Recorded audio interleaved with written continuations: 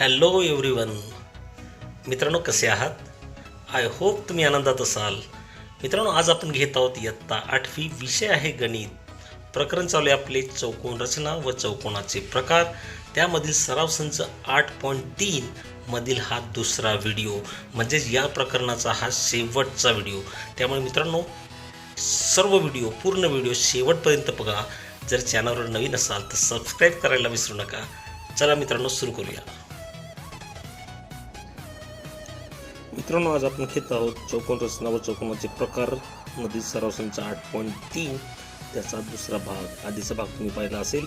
नसेल पाहिला तर या प्रकरणाच्या सर्व लिंक्स डिस्क्रिप्शन बॉक्समध्ये दिलेल्या आहेत, तिथून तुम्ही पाहू शकतात. मित्रांनो, सुरू करूया सराव संच 8.3 मधील पुढील गणित. एका चौकोनाच्या 4 क्रमागत कोनांच्या मापांचे प्रमाण 1:2, 2:3, 3:4 आहे, तर तो कोणत्या प्रकारचा चौकोन असेल? त्या चौकोनाच्या प्रत्येक कोनाचे माप काढा आणि त्याचं कारण लिहा. मित्रांनो, आपल्याला कोनांची माप जी दिली ती प्रमाणात दिली. समजा तो चौकोन एबीसीडी. सुरुवात करूया मित्रांनो. चौकोन एबीसीडी हा तो चौकोन आहे. चौकोन एबीसीडी हा तो चौकोन आहे असे मानू. ओके, आहे असे मानू. आपण मानला तो चौकोन समजा एबीसीडी. मग यांची जी माप आहेत ती 1:2, 2:3, 4 या प्रमाणात असेल. समजा त्यांची मापे कोन मेजर कोन ए, मेजर कोन बी, मेजर कोन सी हा प्रमाणात आहे मेजर कोन डी च्या, आणि यांचं प्रमाण आपल्याला दिलं आहे 1:2, 2:3 आणि 3:4. आता मित्रांनो, ज्यावेळेस प्रमाणात दिलेली असतात त्यावेळेस आपल्याला समान पट जी ती मानावं लागते. ती समान पट आपण ती मानूया. समजा समान पट एक्स मानू. समान पट एक्स असेल, एक्स मानू. ओके. आता मित्रांनो, समान पट एक म्हणजे काय? ए कोन हा एक पट आहे, बी त्याच्या दुप्पट आहे, सी तिप्पट, चौपट याप्रमाणे त्यांची माप आहेत. त्यामुळे 1:2, 3:4 याची समान पट एक्स मानली. म्हणून मेजर कोन ए जो आहे हा एक्सच्या पट्टीत म्हणजे एक्स येणार. मेजर कोन बी जो आहे हा येणार 2x. मेजर कोन सी आहे हा येईल 3x आणि मेजर कोन डी येणार 4x. मित्रांनो, ही त्यांची माप असतील. dx आहे असे मानू, असे मानू. ओके मित्रांनो, आता चौकोनाचे हे 4 कोन ए, बी, सी व डी, चौकोनाच्या सर्व कोनांची बेरीज जी आहे ती 360 असते, हे आपल्याला माहिती आहे. त्याचा वापर करून आपण लिहूया मेजर कोन ए अधिक मेजर कोन बी अधिक मेजर कोन सी अधिक मेजर कोन डी म्हणजे माप कोन डी बरोबर 360 अंश. कारण चौकोनाच्या सर्व कोनांची बेरीज, चौकोनाच्या सर्व कोनांची बेरीज असं आपल्याला म्हणता येईल. मित्रांनो, आता ABCD आपण मानले आहेत 1, 2x, 3x व 4x. किमती टाकूया. x अधिक 2x अधिक 3x अधिक 4x बरोबर 360. हे चल आहेत, यांची बेरीज होईल. हा 1x आहे. 1 आणि 2 3, 3 आणि 3 6, 6 आणि 4 10, म्हणजेच यांची बेरीज झाली 10x. 10x बरोबर 360. म्हणून x बरोबर 360/10. 0 0 गेला म्हणजे x बरोबर मिळाला आहे 36 अंश. ओके, x बरोबर मित्रांनो 36 मिळाला आहे. आपल्याला ABCD मिळाले. मग कोण ए होता आपला x, ची किंमत 36 आहे म्हणजे हा येणार 36 अंश. कोण बी होता आपला 2x, म्हणजे जिथे 2 गुणिले 36 करावं लागतील. x ची किंमत 36 आहे, 2 गुणिले 36 म्हणजे हा येईल 72 अंश. ओके.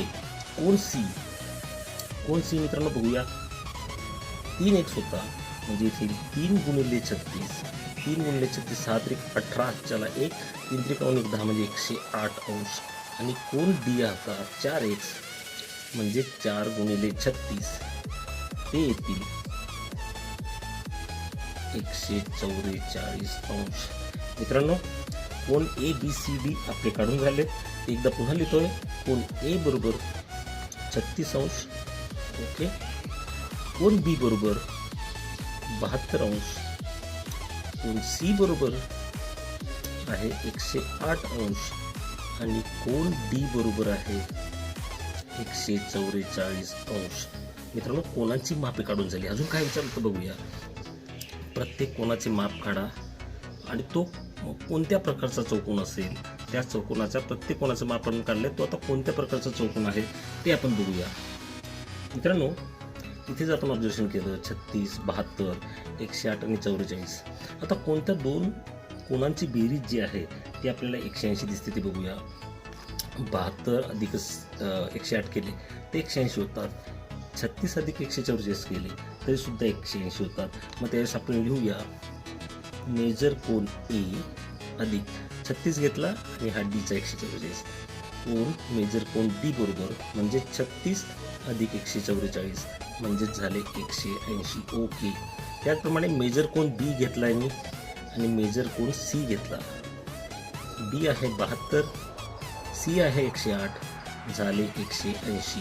म्हणजेच मित्रांनो, यावरून आपल्याला असं होतंय का हे अंतर कोण असतील तर बाजू ए बी समांतर बाजू सी बी आहे हे आपल्याला कळालं. इथून लिहूया आपण बाजू ए बी समांतर बाजू सी डी हे लक्षात आलं.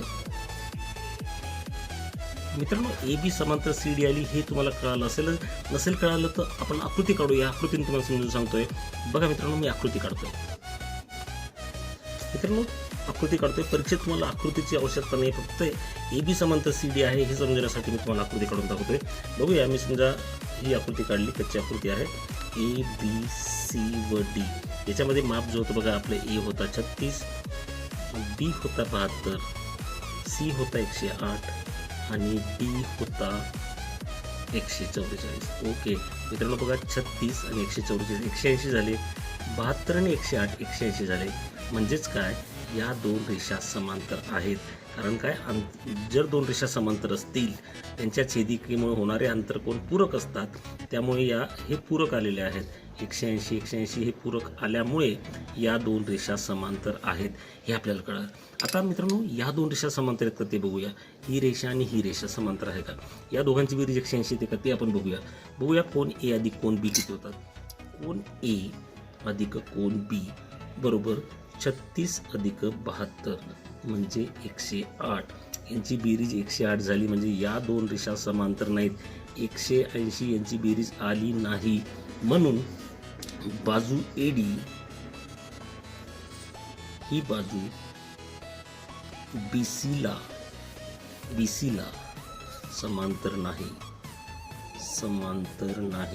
मागच्या व्हिडिओत आपण शिकलो मित्रांनो, ज्या चौकोनाची फक्त एकच जोडी समांतर असेल, ही जोडी फक्त समांतर आहे, ही जोडी समांतर नाहीये, म्हणजेच दिलेला चौकोन हा समलंब चौकोन आहे. समलंब चौकोनाची व्याख्यानुसार चौकोन एबीसीडी हा समलंब चौकोन आहे. मित्रांनो, हे गणित तुम्हाला कळालं असेल. हा समलंब चौकोन का, तर याचं कारण फक्त एक जोडी जी आहे बाजूंची ती समांतर आहे. कारण की 36 अधिक 144 80 झाले. इकडे 72 अधिक 180 झाले, परंतु यांची बेरीज 180 झाली नाही. म्हणजेच ही बाजू आणि ही बाजू समांतर नाही. म्हणजे फक्त एक जोडी समांतर, म्हणून चौकोन एबीसीडी हा समलंब चौकोन आहे. मग आपल्याला कारण लिहायला सांगितलं, ते कारण लिहूया. दिलेला चौकोन हा समलंब चौकोन आहे. ओके, समलंब चौकोन आहे कारण समोरासमोरील बाजू किंवा सम्मुख बाजूंची एकच जोडी समांतर आहे. म्हणून हा समलंब चौकोन आहे. ओके मित्रांनो, चौकोनांच्या कोणाची मापे विचारली आहेत ती आपण मापे लिहूया. पहिला कोण होता 36, दुसरा होता 72, तिसरा होता 108 आणि चौथा कोण होता 144 अंश. चला मित्रांनो, पुढचं गणित घेऊया. मित्रांनो, पाचवं गणित बघा. चौकोन BARC असा काढा की लेंथ ऑफ BA बरोबर लेंथ ऑफ BC, म्हणजे BA आणि BC एकरूप आहे. ती 4.2. AC बरोबर 6 दिला आहे. AR आणि CR यासारखे आहेत, त्यांची लांबी आहे 5.6. मित्रांनो, आपण रचना करण्याआधी कच्ची आकृती काढतो. ती कच्ची आकृती मी काढलेली आहे, ती बघूया. BARC हा चौकोन मी काढला आहे. BARC. आता आपण किमती टाकून द्या, जेणेकरून आपल्याला आयडिया मिळेल की पक्की आकृती आपण कशी काढणार आहोत. BA आणि BC 4.2 आहे, लिहितोय मी. BA 4.2, त्याचप्रमाणे BC सुद्धा 4.2. ओके. AC जो आहे तो दिला आहे आपल्याला 6. मित्रांनो, AC जो कर्ण आहे तो हा मी जोडला आहे, तो येणार 6. आणि लेंथ ऑफ AR आणि CR बरोबर 5.6. AR 5.6 आणि CR सुद्धा 5.6. ही झाली आपली कच्ची आकृती.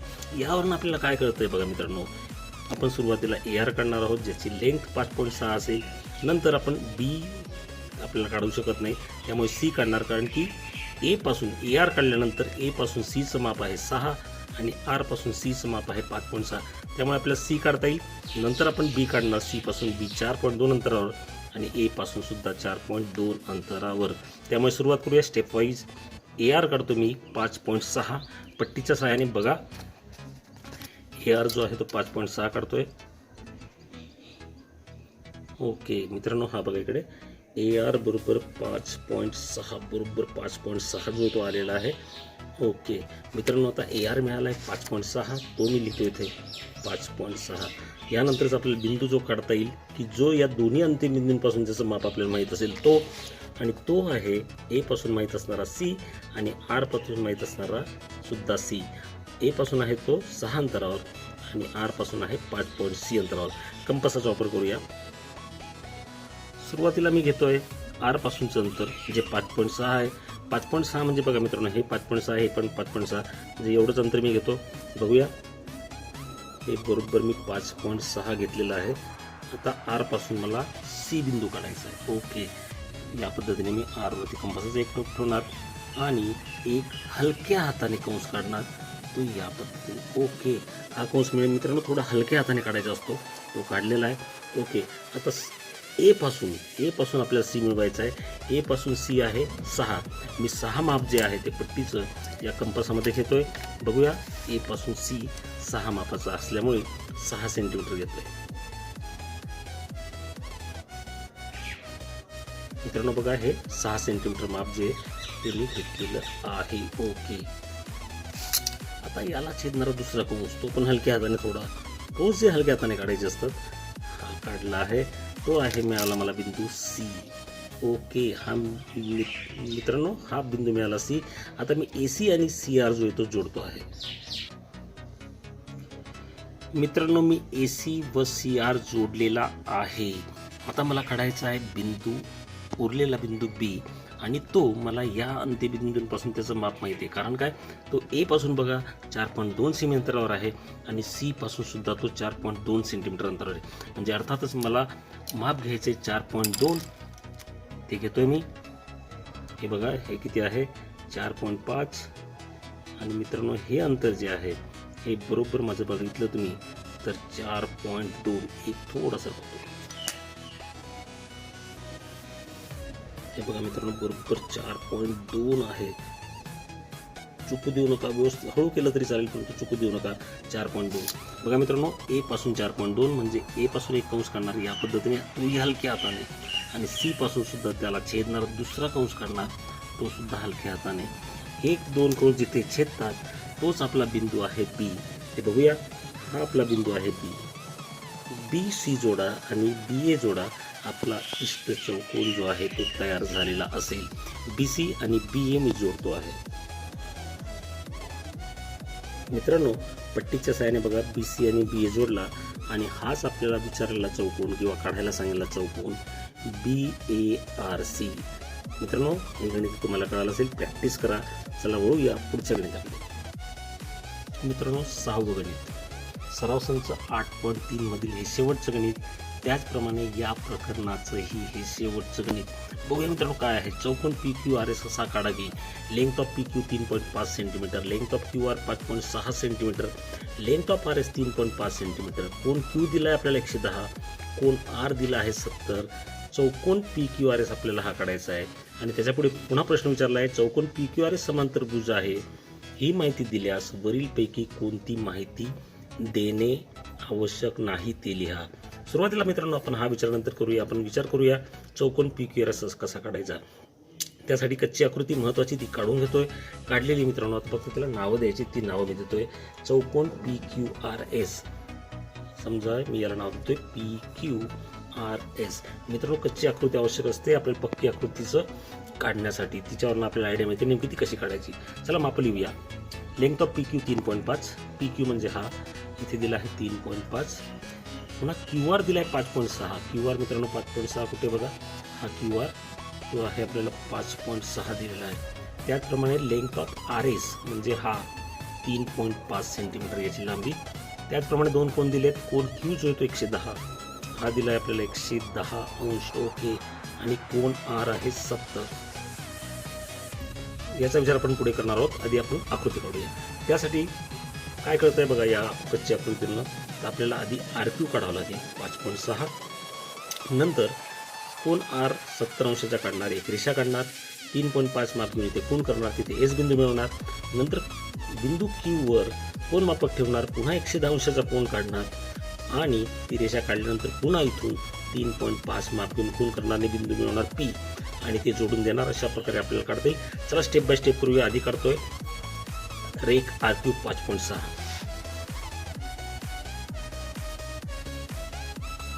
ओके मित्रांनो हे बघा RQची ते 5.6 एकदम परफेक्ट काढलेली आहे. RQ 5.6 मिळाला आहे. आता मी काढतोय कोण R 70 अंशाचा. कोण R जो आहे तो 70 अंशाचा. त्यामुळे बघा बरोबर बिंदू R वरती हे टोक येईल आणि या रेषेवर हे टोक. ही रेषा त्या रेषेवर. ओके मित्रांनो बघा या पद्धतीने हा काढला आहे. आता इथे मला माप घ्यायचे 70. इकडनं मोजणार रेषा इकडे इकडनं मोजणार 70 इथे येतोय म्हणजे हा आला इथे. ओके हा एक पॉईंट काढून घेतला. ही रेषा जी ती मी जोडून देतो म्हणजे आपला कोण 70 जो आहे तो आपल्याला मिळालेला असेल. ही रेषा मी जोडतोय. कोण R पासून हा 70 आहे. ओके हा जोडून द्या. मित्रांनो कोण R आपण 70 काढला आहे तो लिहूया. कोण R हा 70. आता R पासून S जो आहे तो आहे 3.5 सेंटीमीटरवरती. ते आपण नंतर घेऊया. आधी आपण कोण Q काढूया कारण की दोघांची माप सेम आहेत. कोण Q जो आहे तो आपल्याला दिलेला आहे 110. इथे 110 अंश माप घेणार. ओके 110 विशाल कोण आहे लक्षात ठेवा. Q वरती बरोबर ते टोक आणतोय. आलेला आहे. रेषेवर रेषा आलेली आहे बघू शकता तुम्ही. आता 110 म्हणजे बघा विशाल कोण आहे या बाजूने आपल्याला मोजावं लागेल. ही चूक करू नका इकडनं मोजण्याची. ओके 110 कुठे येतोय बघा हा 100 आणि हा 110. इथे मी खून करतो एक छोटीशी. ओके ती केली आहे 110 वरती. आता मी Q आणि तो बिंदू जोडतोय जेणेकरून मला कोण Q जो येतो 110चा मिळेल. या पद्धतीने मी ही रेषा जोडतो. मित्रांनो कोण Q मी काढला आहे तो आहे 110. ते लिहून घेतो 110 अंश. हा होता 70 अंश. RS होती 5.6. आता राहिला प्रश्न आपल्याला मिळवायचा तो म्हणजे बिंदू S आणि P. बिंदू S इकडे असणार आहे तो 3.5 सेमी अंतरावर. इकडचं माप आहे 3.5 आहे त्यामुळे आपण एकाच वेळेस काढणार आहोत. ते 3.5 आधी कंपासामध्ये माप घेऊया. मित्रांनो हे बघा परफेक्ट 3.5 या पद्धतीने माप तुम्ही घ्यायचं आहे आणि नंतर बिंदू R वर कंपासाचा एक टोक ठेवून त्या रेषेला एक छेदणारा कंस काढायचा आहे हलक्या हाताने. तेवढंच माप असल्यामुळे तेच माप ठेवतोय. दुसरा कंस काढणार त्याच हाताने. आपल्याला दोन बिंदू जे ते मिळालेले आहेत बिंदू S व P. हा आहे आपला बिंदू S आणि हा आहे आपला बिंदू P. मित्रांनो ही रेषा जी आहे ती जोडून द्या. SP जोडतोय. ओके SP मी जोडलेला आहे. मित्रांनो आपली माहिती लिहून घेतोय आधी. 3.5 सेंटीमीटर आहे. हा आहे 3.5 सेंटीमीटर. चौकोन PQRS हा काढून झाला आहे. आता पुढचा प्रश्न आपण घेऊया तो म्हणजे चौकोन PQRS समांतरभुज आहे ही माहिती दिल्यास वरीलपैकी कोणती माहिती देणे आवश्यक नाही ते लिहा. समजा हे आपल्याला आधीच माहिती असतं की हा चौकोन जो आहे हा PQRS आपल्याला दिलेला आहे समांतरभुज चौकोन आहे असं आपल्याला समजा दिलं असतं तर कोणती माहिती जी आहे ही देण्याची गरज नव्हती. ओके म्हणजे थोडक्यात आपण गुणधर्माचा वापर करून ती माहिती शोधली असती. कारण मित्रांनो आपल्याला समांतरभुज चौकोनाचे गुणधर्म माहिती आहेत. समांतरभुज चौकोनाच्या सम्मुख भुजा एकरूप असतात त्यामुळे 3.5 आणि 3.5 यापैकी कोणती फक्त एकच बाजू दिली असती तरी चाललं असतं. म्हणजे थोडक्यात आपण म्हणूया लेंथ ऑफ RS बरोबर 3.5 ही सेमी ही माहिती देण्याची आवश्यकता नव्हती. या माहितीची आवश्यकता नव्हती किंवा नाही, आवश्यकता नाही. कारण का मित्रांनो, हा समांतरभुज चौकोन असता तर हा 3.5 आहे, म्हणजे हा 3.5 असताच नाही का. त्यामुळे समांतरभुज चौकोनाच्या समभुजा एकरूप असतात, त्यामुळे ही देण्याची आवश्यकता नव्हती. याचं कारण काय, लेंग्थ ऑफ आर एस बरोबर लेंग्थ ऑफ जो आहे तो असतो पी क्यू हा असता, त्यामुळे ही देण्याची आवश्यकता नव्हती. हे झालं पहिलं कारण. दुसरं कारण काय देण्याचं नव्हतं, तर मित्रांनो हा समांतरभुज जर चौकोन असेल तर याच्या समोरासमोरील बाजू ज्या त्या समांतर असतील, त्यामुळे आंतरकोनांची बेरीज ही 180 असते.